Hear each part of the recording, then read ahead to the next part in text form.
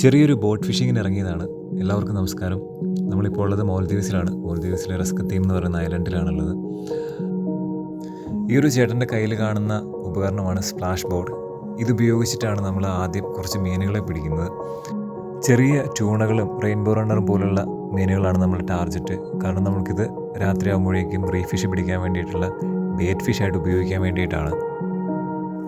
അങ്ങനെ കുറേ നേരത്തെ കാത്തിരിപ്പിന് ശേഷം നമുക്ക് സ്പ്ലാഷ് ബോട്ടിൽ മീനുകൾ കിട്ടി തുടങ്ങി. ആദ്യമായിട്ട് കിട്ടിയത് ഒരു റെയിൻബോ റണ്ണറാണ്. അതിനുശേഷവും നമുക്ക് കുറച്ചധികം ചെറിയ ട്യൂണുകളൊക്കെ കിട്ടി.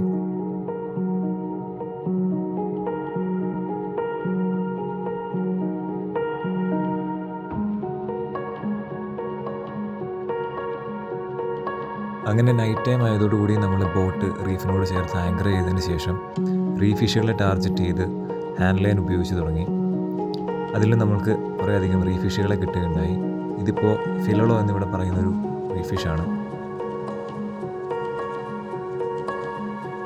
ഇത്രയും മീനുകളാണ് ഇന്നത്തെ നമ്മളുടെ ഒരു ഫിഷിംഗ് ട്രിപ്പിൽ ആകെ കിട്ടിയത്. ഇതിൽ റെഡ് സ്നാപ്പറുകളും അതുപോലെ തന്നെ ഗ്രൂപ്പർ വിഭാഗത്തിൽപ്പെട്ട മീനുകളും ട്യൂണുകളും ഒക്കെ ഉണ്ട്. വീണ്ടും മറ്റൊരു ഫിഷിംഗ് വീഡിയോയുമായിട്ട് കാണാം. Thank you.